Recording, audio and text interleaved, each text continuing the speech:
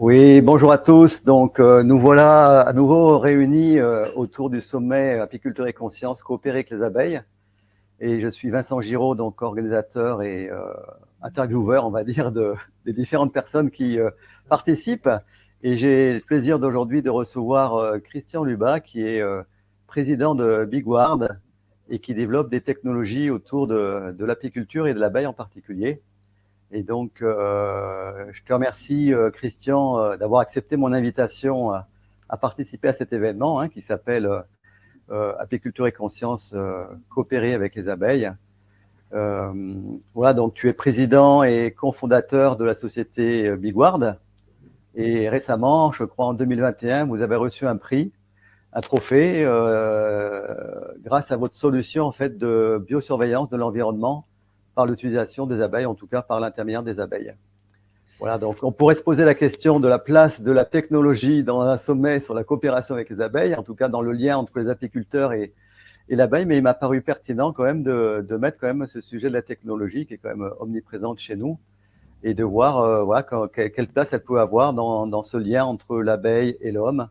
Et voilà, donc pour celles et ceux qui nous écoutent et qui ne te connaissent pas, est-ce que tu pourrais te présenter et puis résumer succinctement un petit peu ton parcours professionnel et qu'est-ce qui t'a amené à t'intéresser aux abeilles et à créer cette société qui s'appelle donc Bigward? Oui, merci Vincent. Bonjour à toutes et à tous. Alors moi, je m'appelle Christian Lubat.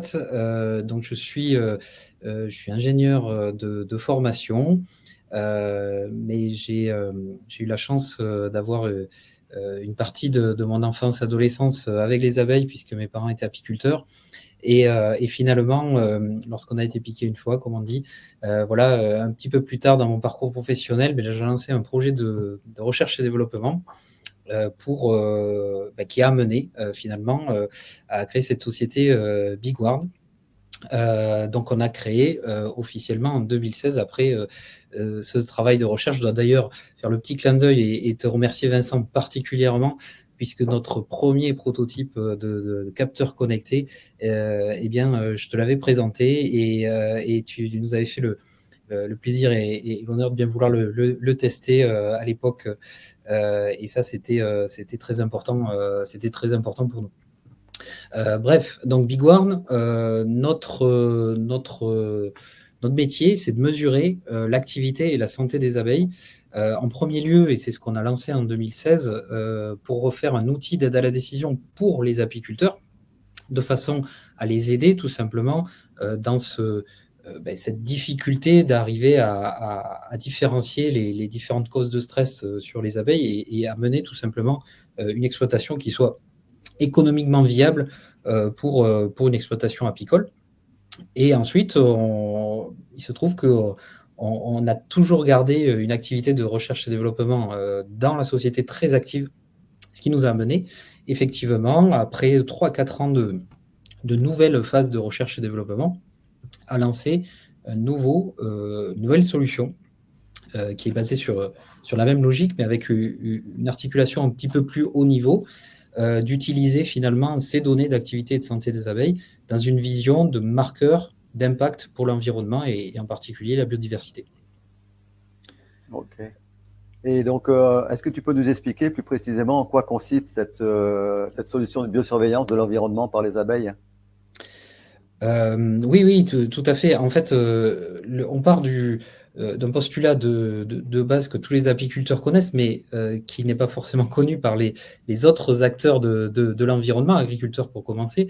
C'est que l'abeille est considérée par les scientifiques comme une espèce parapluie. On parle aussi d'espèce sentinelle, tout simplement parce qu'elle est à la croisée en fait, des maillons des différents écosystèmes et tout simplement parce qu'elle réalise entre autres, c'est pas la seule, elle fait partie des pollinisateurs qui réalisent ce service écosystémique absolument nécessaire, tout simplement pour la vie sur Terre, qui est la pollinisation. Donc 85% à peu près des fleurs sauvages ont besoin de pollinisateurs animaux, en fait, pour arriver à se reproduire. Et donc on comprend bien que toutes ces fleurs sauvages vont générer des graines, des fruits, qui vont servir pour les oiseaux et ainsi de suite, participer à cet écosystème. Mais c'est également nécessaire pour l'agriculture, puisque on parle de l'ordre de 75% des fruits, légumes, graines que l'on consomme qui ont besoin d'une pollinisation. L'abeille, aujourd'hui, l'abeille Apis mellifera, au sens large, il y a ensuite plusieurs génétiques, mais on va dire cette souche-là est le pollinisateur parmi le plus performant en termes de distance, en termes de variété de fleurs visitées. Ça ne veut absolument pas dire que c'est le seul et l'unique et que c'est le seul à protéger. Il faut protéger tous les pollinisateurs, mais c'est vrai que c'est une espèce qui va permettre de couvrir un grand rayon d'action. Donc, le principe de la solution de biosurveillance, c'est dire que si on arrive à mesurer l'activité des abeilles, la santé de ces abeilles dans un environnement donné, eh bien, en fait, en retraitant ces données, on va pouvoir avoir des marqueurs d'impact de la qualité de cet environnement, finalement de cette santé de l'environnement, vu au travers de ce que vivent au quotidien ces abeilles qui deviennent des abeilles témoins. Et en quoi, donc, comment fonctionne cette solution en fait, de biosurveillance? Donc, il y a récupération d'un certain nombre de marqueurs, comme tu le dis, d'un environnement donné. C'est ça. Alors, en fait, on part du vivant, on s'appuie sur le vivant, puisque l'abeille est notre bio-indicateur. Donc, ça veut dire qu'il faut qu'il y ait une ruche, ça veut dire qu'il faut qu'il y ait un apiculteur qui s'occupe de ces ruches, et bien sûr. Et on va équiper cette ruche témoin, donc je disais, donc il peut en avoir plusieurs, mais on va peut-être en équiper qu'une ou plusieurs. Bon, encore une fois, ça dépend des projets. On va l'équiper de capteurs pour avoir une vision 360 autour de tout ce que vit cette ruche. Donc, on va avoir une station météo qui va permettre de mesurer les conditions climatiques au pied de la ruche. Donc, température, pluie, vent, et donc évidemment, tout ce que je viens de dire va influencer le butinage. On sait que quand il fait froid, les abeilles ne vont pas dehors. Quand il pleut, évidemment, elles ne peuvent pas non plus naviguer. Quand il y a beaucoup trop de vent, elles ne peuvent pas aller loin. Elles vont aller moins loin. Donc ça va nous permettre déjà, en retraitant ces données, d'avoir un premier indicateur qui est le potentiel de butinage. Alors, ce potentiel de butinage, c'est déjà dans la journée, et puis ensuite, suivant les conditions climatiques, est-ce que l'abeille, a priori, est en capacité, les abeilles, est-ce qu'elles sont en capacité de butiner ou pas? Cette information-là va nous permettre de robustifier le reste des données. Parce qu'effectivement, si il pleut, il ne faut pas conclure que l'environnement, par exemple, est carencé en alimentation. S'il pleut, les abeilles vont probablement consommer du stock, s'il pleut et qu'il fait froid. Mais c'est pas grave parce que c'est un impact. Alors, je ne sais pas si c'est grave ou pas d'ailleurs, mais c'est pas le sujet. Je dirais c'est que l'origine de cette consommation viendra du climat et non pas de l'environnement au sens local du terme. Donc ça, c'est le premier point, c'est d'avoir ce contexte météo. On va avoir d'autres niveaux de contexte, donc la ponte de la reine grâce à la mesure de la température à l'intérieur de la ruche. Donc on va pouvoir définir est-ce qu'on est en phase de ponte ou est-ce qu'on est en arrêt de ponte. Donc encore une fois, un élément de contexte, donc logique en hiver. Si on a un arrêt de ponte au plein mois de mai, on comprend bien que notre ruche témoin, elle n'est pas dans les bonnes conditions. Et ensuite, on va avoir de la mesure de poids. Donc la mesure de poids, c'est le rendement de butinage.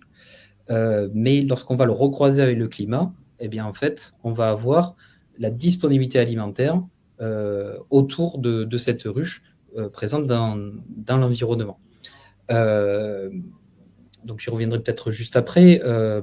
Mais voilà, cette disponibilité alimentaire, ça va permettre pour certains acteurs de gestion du territoire, donc que ce soit des propriétaires, donc les agriculteurs par exemple, ou certaines entreprises, mais aussi les acteurs du territoire, de choisir des espèces mellifères pour venir compenser des périodes de déficit. En fait, c'est ça la clé. On y reviendra si tu le veux, Vincent. Ensuite, on a notre dernière innovation, c'est un compteur d'abeilles en technologie vidéo qui va filmer donc les allées et venues des abeilles, donc compter grâce à une intelligence artificielle embarquée les abeilles qui sortent, les abeilles qui rentrent. Ça nous donne l'effort de butinage cette fois-ci. Et donc une information effectivement sur la capacité d'aller chercher de la nourriture à l'extérieur, mais surtout à la fin de la journée, les abeilles sorties moins les abeilles rentrées, c'est celles qui rentreront plus. Donc c'est la mortalité journalière de la colonie. Donc, mortalité naturelle, bien sûr, tous les jours, des abeilles meurent. Donc, on est entre 500 et 1000 abeilles, à peu près 500 à 1000 abeilles, on ne se trompe pas, qui vont mourir chaque jour, mais parce qu'il y en a autant qui vont naître. Mais lorsqu'on va avoir un choc, je dirais une collision, je vais l'appeler comme ça, avec de la pollution extérieure, qui peut être urbaine, qui peut être industrielle, bien sûr, qui peut être liée à des pratiques agricoles, mais pas que. On va avoir un pic de dépopulation, on va donc le dater dans le temps, et ça va être beaucoup plus facile pour se remettre en question, aller chercher des solutions. À partir du moment où on a le chemin pour aller sur la cause. Voilà en gros le fonctionnement de notre solution de biomonitoring. D'accord. Donc la dernière nouveauté, si je comprends bien, c'est la reconnaissance en fait vidéo, hein, qui n'est pas de la technologie RFID, mais de la technologie carrément de reconnaissance en fait des allers-retours des abeilles à l'entrée de la ruche. C'est ça. Ça c'est notre dernière technologie de capteur où on a fait un gros saut, puisqu'avant on l'a vu avec les autres types de capteurs, on mesure ce qu'on appelle des mesures physiques, hein, donc de la température, du poids. Toutes les données météo, donc avec les unités diverses et variées qu'on connaît, c'est ce qu'on appelle des mesures physiques. Et là, on est sur un traitement en fait de trafic. Et c'est très important parce que actuellement sur les pics les pics, le pic d'activité de journalier, on va dire en été, on va être entre 200 et 400 abeilles par minute sur une ruche qui est de bonne composition. Donc, c'est vraiment un trafic haute fréquence que réalisent ces abeilles. Et pour arriver à mesurer ce trafic de façon précise, parce qu'il ne s'agit pas de faire trop d'erreurs, sinon à la fin, les conclusions, elles ne tiennent pas la route, ce n'est pas robuste. On a besoin de hisser le niveau de technologie au point d'utiliser effectivement déjà des imageurs, donc de la vidéo, et également de l'intelligence artificielle qui n'est ni plus ni moins que un système informatique à qui on a appris à reconnaître ce qu'est une abeille et ensuite à la traquer tant qu'elle est dans le flux vidéo. Donc, ce qui nous permet de les laisser complètement en liberté. Il n'y a aucun couloir, il n'y a pas de contrainte sur les abeilles, et donc on va juste les observer. Et ça, ça paraît tout simple, et en fait, c'est là que se situe la difficulté technologique, c'est de dire, en fait, moi, je veux avoir le moins de contraintes finalement sur ces abeilles qui en fait vont me parler, vont me transmettre les informations de ce qu'elles vivent au quotidien dans cet environnement. Pour ça, effectivement, il faut faire beaucoup d'efforts pour limiter au maximum leurs contraintes. Alors effectivement, tu l'as dit, il y a déjà eu par le passé différents projets, enfin plus que des projets, même des solutions de comptage d'abeilles. Donc il y a très longtemps, on utilisait des barrières infrarouges, mais en fait, ça ne marche pas parce que quand on fait du 400 abeilles minute, elles se suivent toutes les abeilles, et en plus, on est obligé de les mettre dans des couloirs, et donc on les contraint physiquement là. Donc on peut se dire qu'on a peut-être une influence aussi sur leur activité. Il y a les RFID, mais il faut coller une pastille sur le dos. Et donc là, c'est en recherche, évidemment, on peut le faire. Mais ensuite, en déploiement, on ne peut pas le faire. Et donc, la seule solution qui restait, c'était de se baser sur les travaux de l'INRA d'Avignon, qui avait déjà fait des compteurs optiques en vidéo, avec des technologies différentes des nôtres, et de collaborer avec eux pour arriver à mettre au point ce nouveau compteur d'abeilles qu'on a appelé BeeLive, finalement. D'accord.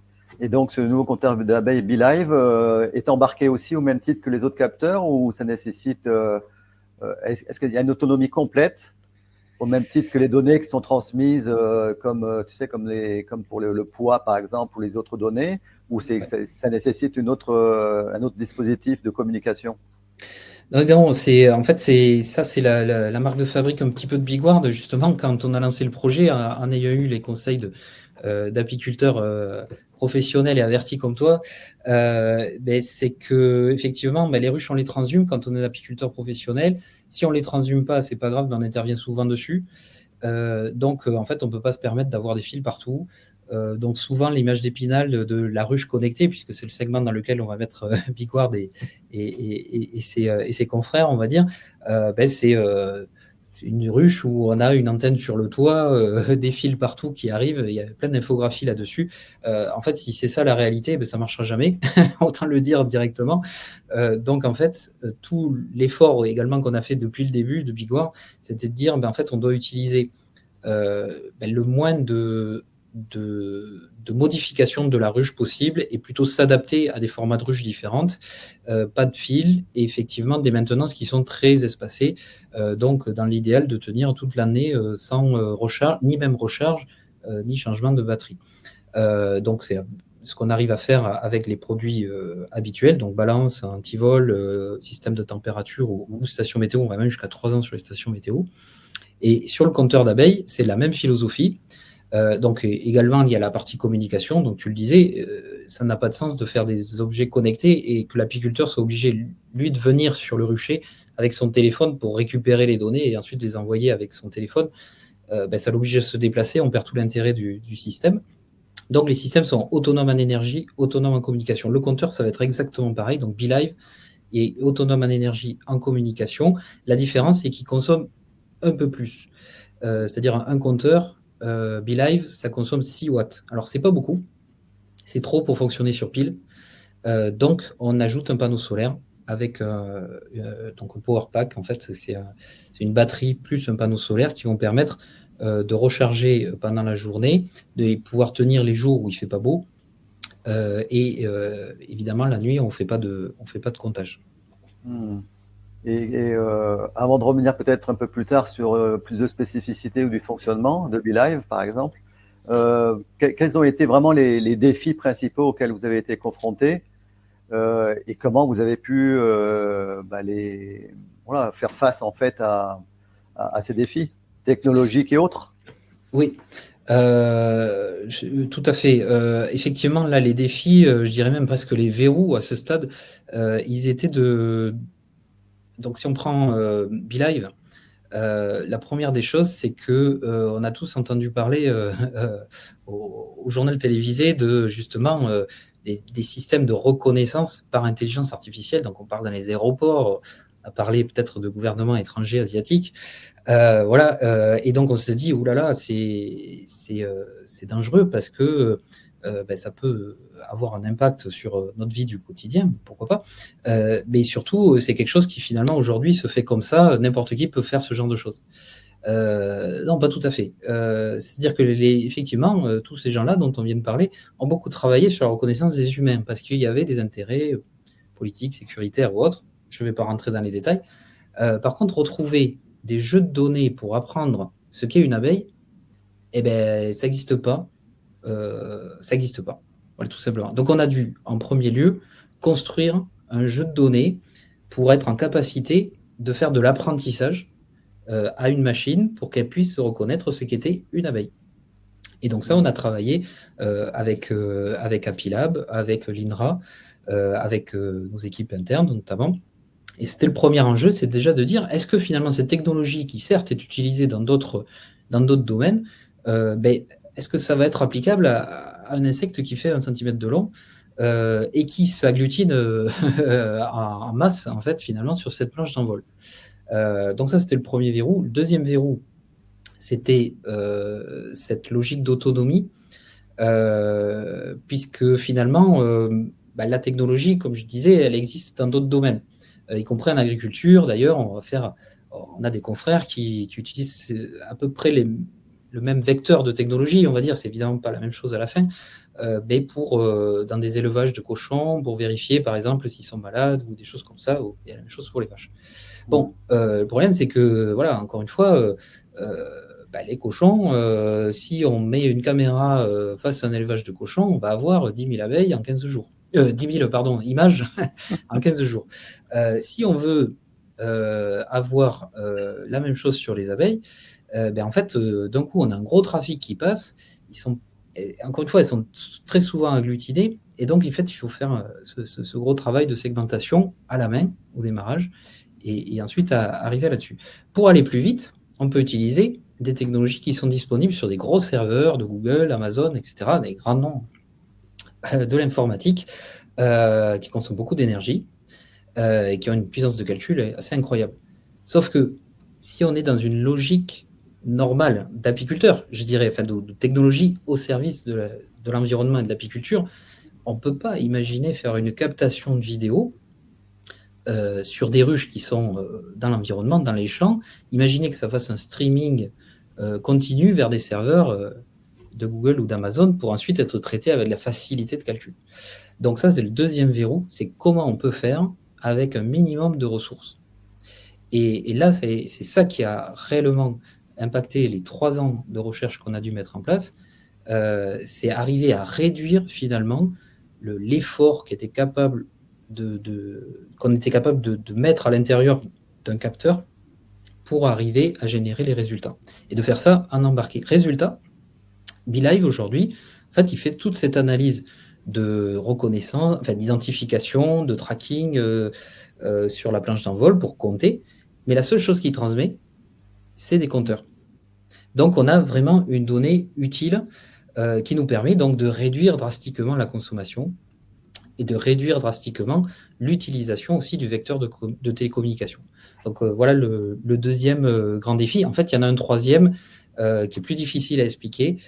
C'est que très bien, on a des sources de données. Une fois qu'on a réussi tout ça, on a des sources de données de poids qui viennent de balance, on a des sources de température, de météo et d'activité d'abeille. Mais en fait, tout ça, c'est corrélé parce que l'abeille, en fait, son stress, il est global avec tout ça.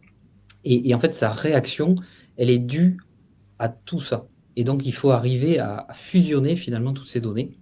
Donc ça, c'est un travail qu'effectivement, on fait a posteriori. Ça demande pas des grosses puissances de calcul, c'est pas le problème. Par contre, ça demande de créer des modèles mathématiques qu'on appelle des jumeaux numériques finalement, et qui permettent de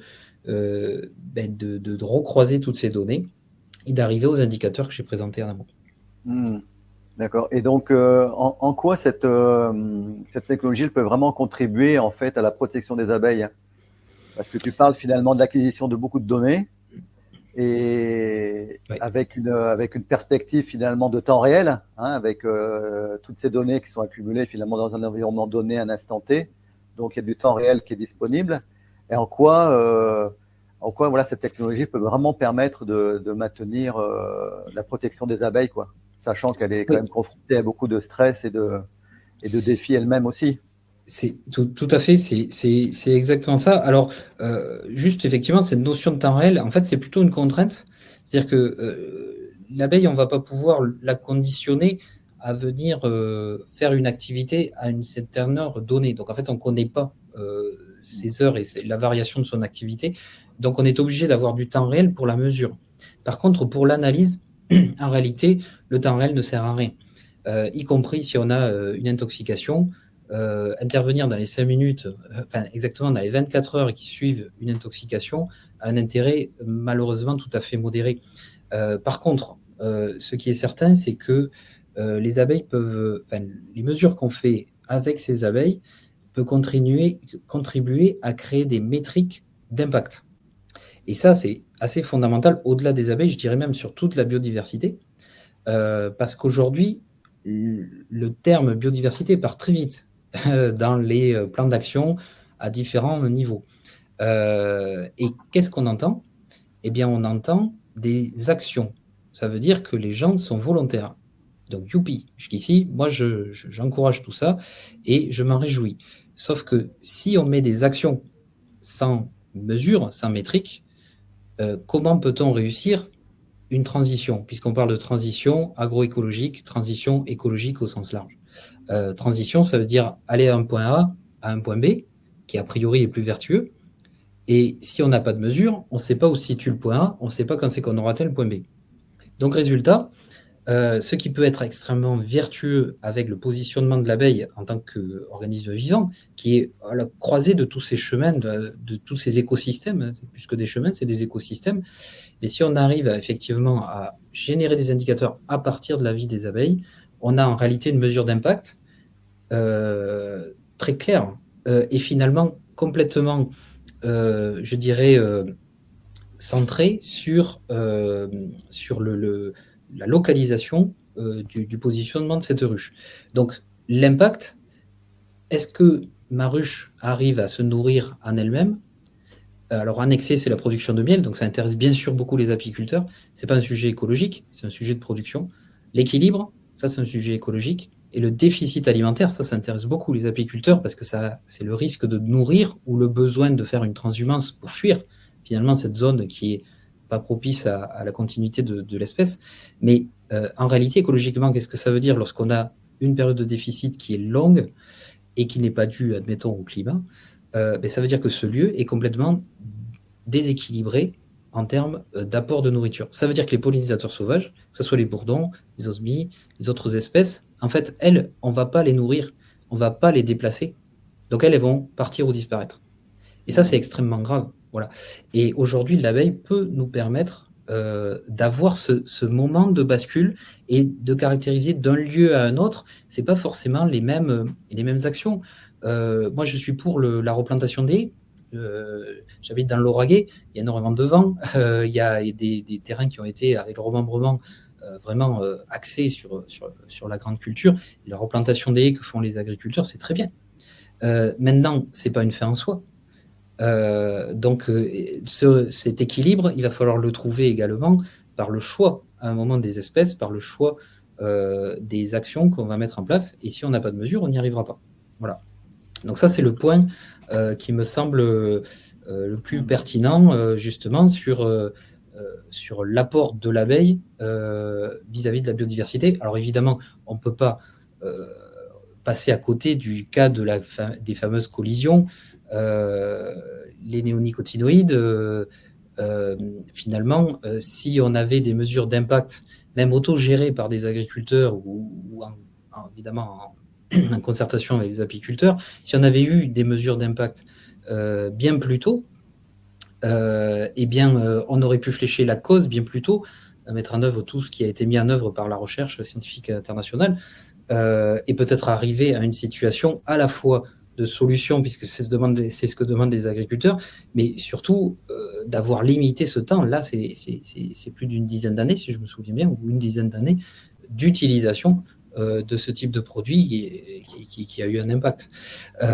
Donc voilà l'élément central, à mon sens, de cet apport de mesures pour la biodiversité, et l'abeille faisant partie de la biodiversité et étant justement très impactée par tout ce qui touche de façon négative ou positive la biodiversité, eh bien, ce qu'on va faire en propre pour la biodiversité, ça va servir aux abeilles. Du moins, c'est ma conviction. Oui, à travers tes propos, ce qui me vient, c'est le fait que, en fait, toutes les mesures qui sont accumulées grâce à l'abeille, donc dans cette coopération où l'abeille transmet des informations, elle nous permet aussi d'évaluer finalement l'environnement dans lequel elle est, et par là même finalement l'habitat dans lequel les autres insectes ou voire même les animaux peuvent aussi, ça peut être un élément finalement de détermination de la qualité de l'environnement. C'est exactement l'idée, tout à fait, et c'est ce que défendent. Alors nous, chez Bigward, voilà, on est une jeune et petite structure, donc on n'a pas la prétention d'afficher quelque chose d'aussi grand que ce que tu viens de dire, mais par contre, effectivement, on collabore avec les chercheurs de l'INRAE et du CNRS pour la France, qui ont effectivement complètement cette idée de dire que, en fait, les écosystèmes, et donc ce qu'on utilise comme terme biodiversité et les impacts qu'il y a derrière, sont tellement complexes qu'aujourd'hui, on n'arrive pas à les modéliser aussi facilement que la transmission d'une maladie à l'intérieur d'un poulailler. Voilà, pour faire simple. Fermé. Voilà, ça, on arrive à le faire. En termes de biodiversité, c'est trop compliqué parce qu'il y a trop d'effets de stresseurs qui sont mélangés, et on manque de connaissances, il faut reconnaître les choses. Donc en fait, en cumulant des données, déjà on augmente notre connaissance, et en plus, on se base sur quelqu'un qui a déjà cette connaissance. C'est-à-dire qu'une abeille qui, agrandit son rayon de butinage parce qu'elle ne trouve pas à manger, elle a déjà l'information, en fait. Nous, on ne le sait pas, qu'il n'y a pas suffisamment à manger, mais elle le sait déjà. Voilà. Et toi, tu le détermines par la rapidité de retour à la ruche, par exemple? Non, on n'arrive pas à le faire ça, mais par contre, on le mixe entre l'activité, qui est donc l'effort de butinage. Lui, l'effort va dire que ben voilà, il est constant. Et derrière, on a un rendement de butinage. Donc, c'est-à-dire, est-ce qu'elles ont consommé des ressources, est-ce qu'elles en ont apporté, ou est-ce que ce sont équilibrées? Donc, quand on a un effort de butinage qui est nominal, on va dire, et qu'en fait, on va perdre du poids sur la ruche, donc on va avoir un rendement négatif, ben, ça veut dire très clairement, elles n'ont pas trouvé suffisamment à manger. Et compte tenu de la performance d'Apis mellifera, ça veut dire qu'il y a beaucoup d'autres familles de pollinisateurs qui, derrière, ne trouveront pas non plus à manger puisqu'ils ont un rayon d'action qui est plus court. Et donc, j'ai une question qui est relative à... Je suis en contact dans le cadre de cet événement avec des apiculteurs ou des structures qui souhaiteraient, par exemple, le réensauvagement de l'abeille mellifère, considérant que voilà, sa place, elle n'est pas à être exploitée par l'homme de manière intensive comme on le fait actuellement, mais plus, par exemple, la réintroduire dans son milieu sylvestre d'origine. On peut très bien imaginer, pour pouvoir tester un environnement de réensemencement de l'abeille, de pouvoir d'abord évaluer la capacité d'accueil de ces colonies d'abeilles avant même de les introduire dans un milieu dans lequel on ne sait pas a priori si elles vont pouvoir survivre sans l'intervention de l'homme. Tout à fait, c'est complètement l'idée. C'est complètement l'idée, c'est arriver à caractériser un lieu de façon ultra locale et non pas par uniquement des modèles mathématiques qui ont forcément leur biais, même si statistiquement ils sont justes, mais vraiment voilà, sur cet impact local, ce qui nous permettrait d'avoir réellement une mesure en se disant, ben oui, je suis dans un environnement, parce qu'on parle d'environnement protégé, on parle d'espaces naturels sensibles, on parle de parc national, on parle de zones d'oasis de biodiversité, parfois plus ou moins utilisées de différentes façons. Ok, d'accord, mais encore une fois, est-ce qu'on arrive à couvrir en moyenne 10 mois d'activité de l'abeille, fût-ce-t-elle d'une souche totalement d'origine, on va dire. Voilà. Donc ça, c'est exactement ça l'idée, c'est de vérifier déjà qu'à la base, on a un environnement qui est bien comme on le pense, suffisamment équilibré. Le deuxième point, c'est qu'aujourd'hui se rajoute encore quelque chose qui s'appelle le réchauffement climatique, et dont on a bien mesuré quand même maintenant les effets. Quand je dis mesurer, c'est avec le thermomètre. Depuis 2 ans quand même, avec ces canicules à répétition, bien aujourd'hui, on commence à avoir de l'impact dans le côté, tu parlais de sylviculture, le côté forêt, avec des espèces qui périclitent. Des espèces endémiques d'arbres voilà, qui se retrouvent avec énormément de bois mort, voire des arbres qui sèchent sur pied, etc. Malheureusement, de façon ultra locale, on n'a pas le levier pour inverser ça. C'est au niveau planétaire et global. Ça ne veut pas dire qu'on ne puisse pas mener des actions, mais très clairement, il y a quelques semaines, j'étais au parc national de Forêt, qui est entre la Bourgogne et la Lorraine, le dernier parc national qui a été, on va dire, homologué parc national. Et en fait, dans tous les parcs nationaux, il y a un cœur de parc en fait, qui est extrêmement protégé. Et presque l'idée, c'est de revenir effectivement à une sorte de forêt primaire. Sauf que dans les mesures qu'ils font, ils disent, mais est-ce qu'il faut vraiment rester sur ce mode où en fait on laisse complètement en libre cours cette zone-là, sachant qu'on voit des effets déjà du réchauffement climatique, et donc potentiellement, il y a des espèces qu'on aimerait maintenir, mais qui sont en train de péricliter à cette altitude, à ce lieu-là. Et donc ça, c'est encore une variable dont on se serait bien passé, ma foi, mais qui aujourd'hui va nécessiter encore plus de se poser la question finalement du rôle de l'homme. Alors, vaste sujet philosophique, doit-il à un moment effectivement se retirer de l'équation ou prendre sa part de compensation? Et je ne parle pas de compensation économique, voilà, j'ai fait voler un avion, je plante un arbre, je ne parle pas de ça. Je parle de vraie compensation au sens agronomique, forestier du terme.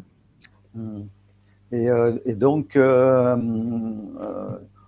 avant de parler de la manière dont les données sont collectées, utilisées et agrégées pour pouvoir en sortir peut-être des informations voilà, pas forcément sur un temps réel, mais au moins pour analyser un environnement. Est-ce qu'on pourrait très bien imaginer, par exemple, puisque certains apiculteurs ou certains groupes d'apiculteurs revendiquent, par exemple, l'abeille endémique Apis mellifera ou abeille noire comme étant la plus adaptée à son environnement dans le contexte actuel, malgré que ce contexte actuel, il est quand même bien différent de ce que peut-être l'abeille a vécu autrefois, même si elle a vécu des époques glaciaires, etc. On pourrait très bien imaginer, par exemple, dans un même environnement, mettre plusieurs sous-espèces d'abeilles au même endroit et de pouvoir évaluer finalement leur capacité d'autonomie dans un environnement qui est similaire. Est-ce que ça serait possible, ça, par exemple, pour pouvoir apporter des éléments de réponse à ceux qui disent que telle ou telle abeille est plus ou moins adaptée à son environnement, etc. Oui, tu as tout à fait raison. En fait, la variable sur laquelle on n'agit pas, c'est le vivant, c'est-à-dire l'abeille. Donc, ce qui est certain, c'est que deux ruches qui sont côte à côte partagent le même environnement. Donc, l'environnement est une constante pour elles. Par contre, il y a la variabilité du vivant. Une colonie qui va avoir des problématiques sanitaires va décroître, et c'est ce qu'on cherche à mesurer justement en surveillant la ponte, l'activité, etc., pour quand même avoir cette vision-là. Mais effectivement, d'une ruche à l'autre, on aura potentiellement une variabilité différente, notamment sur ces aspects de recherche de nourriture. En toute logique, s'il y a suffisamment de nourriture autour, les deux ruches vont confirmer qu'effectivement il y a suffisamment de nourriture, mais peut-être qu'on verrait une différence s'accentuer, notamment sur les périodes d'équilibre, voire de début de déficit ou de fractionnement de déficit. Une abeille très performante en production, on le sait, est une abeille qui aussi consomme beaucoup plus lorsqu'elle n'a pas de production. Donc,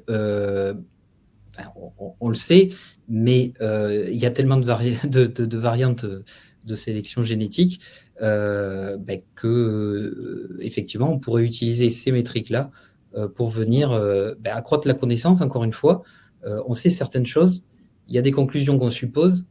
Là, l'idée, c'est d'aller vers des choses qui soient un peu plus de certitude. Oui, ben, notamment, par exemple, voilà, toute la problématique autour de l'autonomie de l'abeille et de la colonie vis-à-vis des ressources dont elle dispose, et notamment cette pratique quand même assez récurrente du nourrissement qui pose quand même un certain nombre de problèmes. Et donc, on constate bien que dans un environnement donné, il y a des abeilles qui ont, malgré qu'elles aient des capacités d'amassage différentes, ont des capacités aussi d'autonomie complètement différentes et d'adaptation à leur milieu. Donc, je pense que ça serait vraiment intéressant à mesurer grâce à vos métriques. Et du coup, me vient la question maintenant plus de, voilà, une fois que vous récupérez toutes ces données, comment elles sont agrégées et comment comment vous pouvez en déduire finalement comme une cartographie finalement du comportement de la colonie. Oui, alors c'est là effectivement qu'on rentre dans le dernier point qui est lié à l'innovation et au verrou technologique. C'est-à-dire que, encore une fois, aujourd'hui, on est à la limite effectivement de la connaissance, même si on a la chance d'avoir en France des chercheurs à l'INRAE, au CNRS, entre autres, au Muséum aussi, des gens qui sont des pointures, comme on dit, internationalement reconnus. Et on a la chance de collaborer avec certains d'entre eux. Et je parle vraiment de chance parce que c'est des gens qui ont développé l'excellence. Et c'est vrai que c'est très agréable de pouvoir discuter avec eux et puis d'avoir effectivement des chemins qui se tracent avec eux. Ceci dit, voilà, on sait que dans ces domaines-là, on est un petit peu à la limite de ce que la connaissance et la certitude peut nous amener. Donc, en accumulant ces données, on va pouvoir aller plus loin sur le type de connaissances. Mais pour répondre à ta question, effectivement, donc toutes ces données, elles viennent des capteurs. Ensuite, elles arrivent sur le serveur de Bigorn et sont stockées dans des bases de données. Et à partir de là, on peut jouer en fait des modèles de corrélation qui vont travailler sur différents indicateurs dont j'ai parlé. Donc le potentiel de butinage, c'est lié au climat. la disponibilité alimentaire, la mesure de mortalité, la mesure nominale d'activité. Et après, lorsqu'on détecte effectivement des schémas, on va dire, qui sont a priori anormaux, on va dire, ou du moins critiques, finalement, est-ce qu'ils sont anormaux ou est-ce qu'ils sont réguliers? Ça, c'est encore une autre question, mais on va dire critique dans tous les cas. Bien, on va aller puiser sur de la recherche de causes racines. Donc, par exemple, j'ai en tête des essais qu'on avait menés dans un espace naturel sensible, où en fait, on a eu un effondrement de la colonie. Et donc, la première chose qui est venue à tout le monde, c'est de se dire, il y a eu un empoisonnement, alors qu'on est dans un espace protégé, c'est quand même, voilà, les gens ne sont pas respectueux, c'est embêtant, et d'où ça peut venir, est-ce qu'on va devoir faire des analyses? Et en fait, finalement, la colonie a eu un arrêt de ponte en amont d'une baisse de l'activité, mais parce qu'avec un taux de mortalité nominal tous les jours, et bien finalement, la colonie s'est effondrée gentiment, et la pente n'a jamais repris.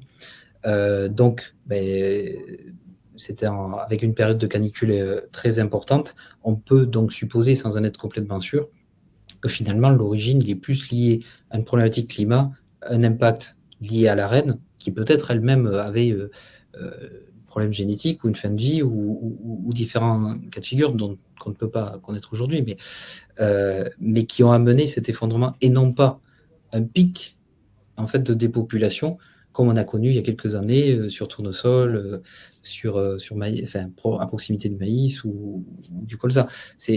Voilà. Et donc ce schéma-là, le fait d'arriver à corréler toutes ces données permet de dire, en fait, on a probablement, si on n'est pas sûr aujourd'hui, une influence climat qui est peut-être plus élevée que ce qu'on pense. En l'occurrence, sur cette ruche, ça a été le cas. Et donc après, voilà, cette remise en question, c'est ça, la transition, finalement, c'est de se dire, effectivement, est-ce qu'on aurait pu réagir plus tôt vis-à-vis de l'arrêt de ponte? Probablement, oui, voilà, on peut se dire ça. Mais finalement, est-ce que le lieu de positionnement, vu que là c'était une ruche sédentaire, est-ce qu'il y avait suffisamment d'eau? Est-ce que voilà. Et en fait, à partir de là, on est dans une démarche de progrès. En fait, il n'y a pas de bons ou mauvais résultats, ma foi. Le but étant de s'améliorer. Et donc, tu vois, cet exemple le prend bien. En fait, il faut vraiment croiser toutes les données.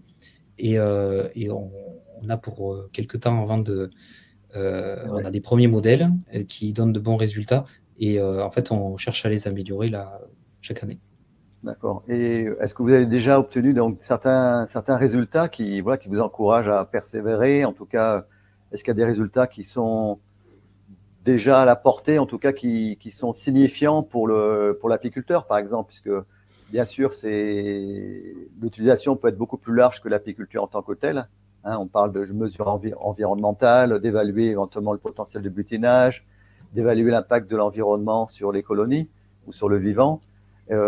Pour l'apiculteur qui, lui, voudrait être plus finalement en coopération, dans le sens d'être dans une approche gagnant-gagnant, en fait. Quels sont les résultats que vous avez déjà un peu obtenus? Parce que souvent dans la recherche, il y a toujours un décalage entre l'acquisition des connaissances, la compréhension de comment ça fonctionne, et puis derrière le côté application concrète sur le terrain. Et donc l'idée, c'est comme on a quand même l'acquisition de données en temps réel, même si derrière il y a besoin de traitement, il y a quand même possibilité à court moyen terme de pouvoir obtenir ces données et de pouvoir intervenir peut-être plus en amont qu'on ne le fait maintenant. Oui, mais tout à fait, c'est décaler le point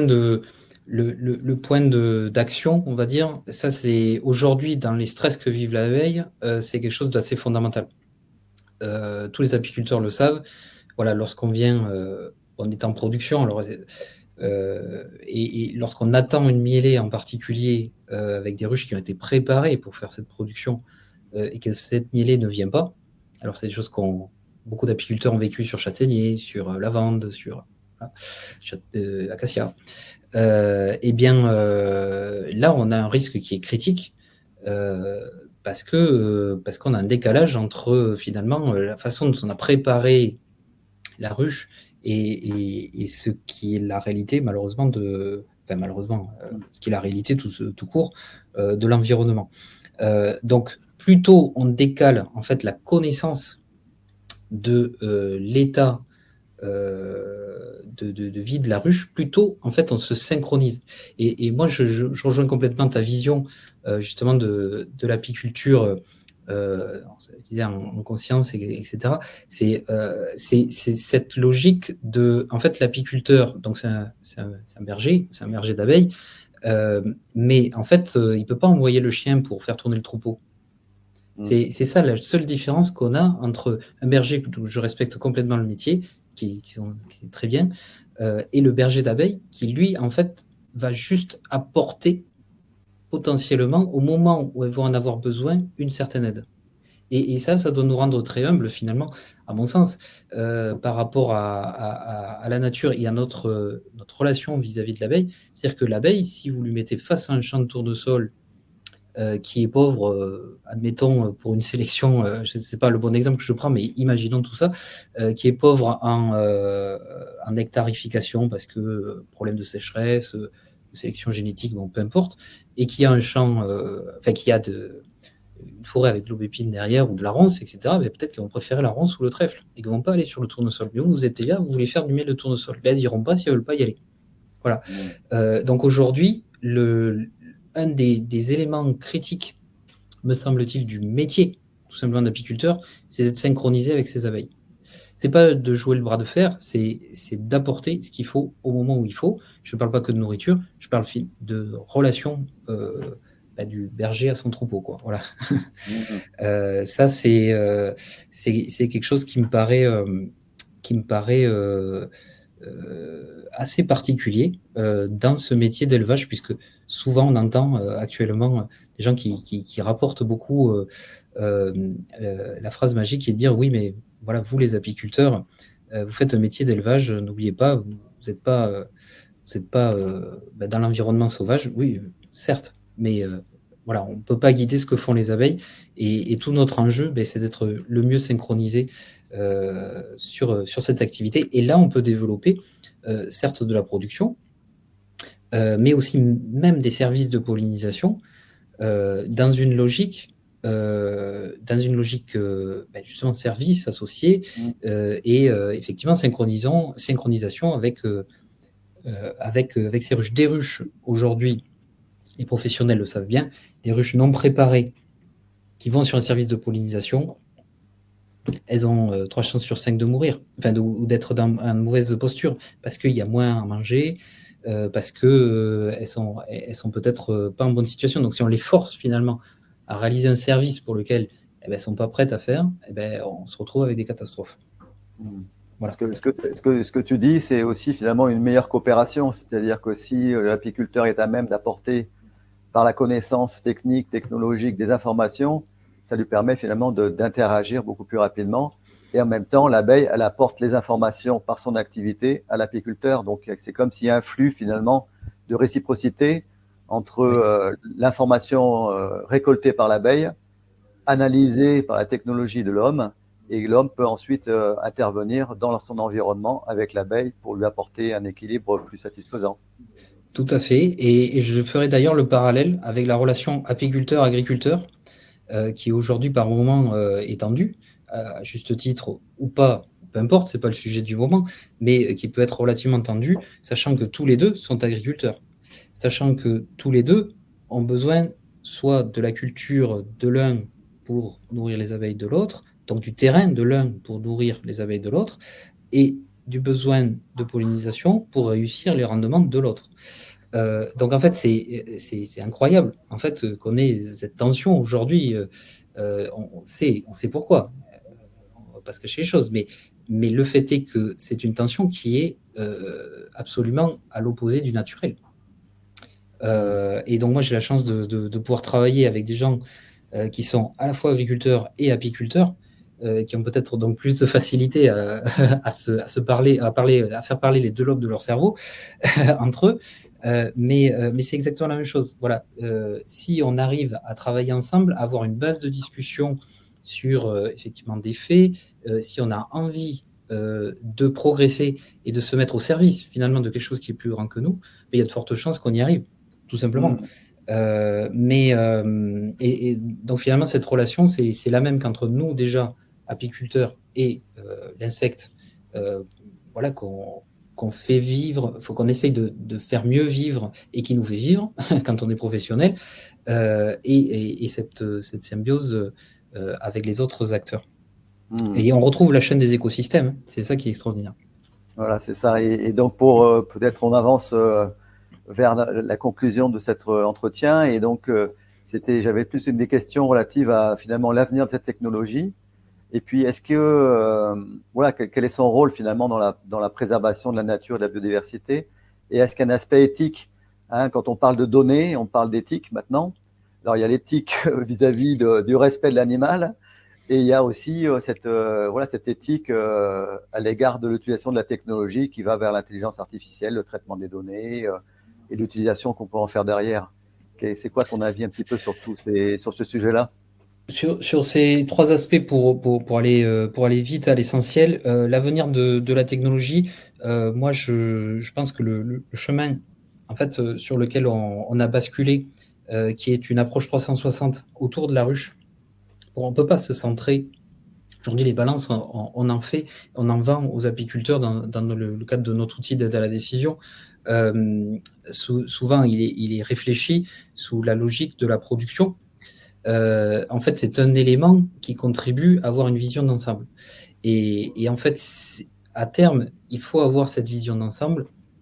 Et pour moi, l'avenir de la technologie, c'est à la fois de boucler le cercle de la vision 360 de l'activité et de la santé des abeilles, ça c'est une chose. La deuxième, c'est d'aller chercher des signaux faibles.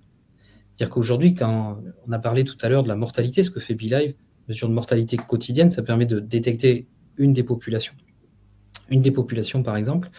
Mais on sait aussi que le cumul de différents stresseurs, on pense, du moins c'est une hypothèse, que le cumul de différents stresseurs va amener une dégradation dans le temps qui va peut-être amener à la mortalité sans qu'il y ait forcément collision. Et ça, c'est intéressant de pousser la technologie pour aller chercher ces signaux faibles.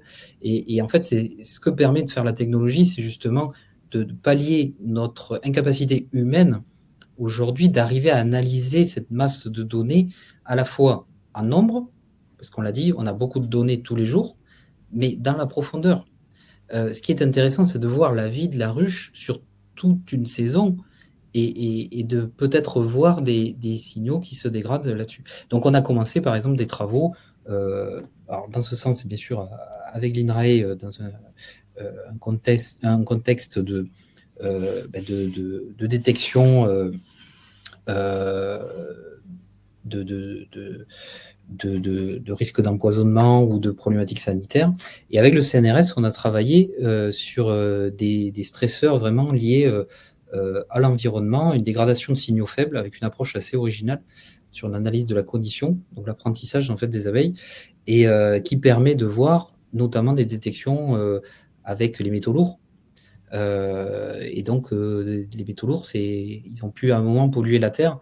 Et c'est pour 50 ans, pour 100 ans, 150 ans, mais la végétation elle reprend dessus en fait. Et là, on n'a plus de traces et effectivement, on peut avoir ces impacts-là. Donc ça, moi, l'avenir de la technologie, je pense que ça va aller vers ça, c'est-à-dire pour aller chercher des signaux faibles, toujours améliorer en position d'outil. La technologie ne peut pas servir à faire, on va dire, à transformer l'apiculteur en chauffeur de camion. Ça serait ni intéressant, ça fait le lien avec l'éthique, ni même efficace. On a besoin de gens intelligents.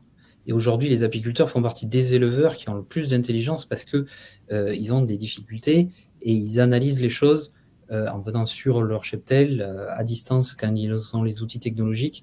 Et ça, il faut continuer, au contraire, à le renforcer, à mon sens. Donc, effectivement, dans le rôle de la technologie pour la préservation de la nature et de la biodiversité, moi, je pense qu'on peut créer une chaîne en fait de valeur pour arriver tout simplement à réussir cette fameuse transition agroécologique qui est d'avoir une agriculture, une foresterie qui soit plus durable. Alors, pas comme les mauvaises langues disent, revenir 2 siècles avant, non, mais trouver un bon équilibre qu'on a peut-être perdu il faut le reconnaître au vu de certains résultats. Et là aussi, ça fait le lien avec les considérations éthiques. On a, je pense, un enjeu et voire une obligation sociale, sociétale, de finalement arriver à mieux faire. Donc qu'on soit apiculteur, bien sûr, on a une sensibilité qui est beaucoup plus élevée peut-être que la moyenne des autres métiers, parce qu'on a ce contact direct avec son élevage qui parfois dépérit. Et donc ça fait mal au cœur, déjà d'une part, donc on est forcément plus sensible. Mais on doit être capable de se remettre en question aussi pour aller chercher des outils qui permettent de faire mieux, de détecter les choses et se mettre dans cette chaîne de valeur qui permettent de dire, moi je vais discuter effectivement avec des gens qui travaillent dans la forêt, qui travaillent dans l'agricole, qui travaillent dans l'environnement, parce que tout ce qui sera bénéfique au niveau environnement sera bénéfique pour les abeilles. Alors peut-être que ça ne me fera pas produire plus de miel, peut-être que j'aurai moins de mortalité intersaison, peut-être que je nourrirai moins. Et ça, c'est quand même beaucoup plus avantageux. Le dernier point, c'est parce qu'on ne peut pas passer à côté, j'ai dit les mots intelligence artificielle, technologie, tu le disais dans ton intro, mais qu'est-ce qu'il fait là? Eh bien, c'est important de le dire, la technologie peut parfois faire peur. C'est pas une question de peur. Voilà, est-ce que la technologie a sa place à jouer pour aider justement cette transition? Oui, forcément, parce qu'on est sur quelque chose qui est extrêmement complexe. Et aujourd'hui, si on était capable humainement de résoudre le problème, la transition, elle serait déjà finie. Et donc, en fait, on a un problème et on a besoin de créer des outils. Et la technologie fait partie des choses qui sont intéressantes. L'utilisation de cette technologie et de ce niveau en fait, d'utilisation de technologie, donc là j'ai parlé d'intelligence artificielle, doit être réfléchi toujours dans cette logique. Je veux créer un marqueur environnemental pour améliorer la biodiversité, pour aider les apiculteurs à sauvegarder les abeilles, ou mieux les comprendre. Mais si à côté de ça, j'ai une consommation électrique, une consommation de télécom qui est énormissime, et que je produis ça sur tout le territoire, eh bien en fait, ce que j'aurais apporté de bien, je l'aurais compensé en mal. Donc ça, c'est pas intéressant.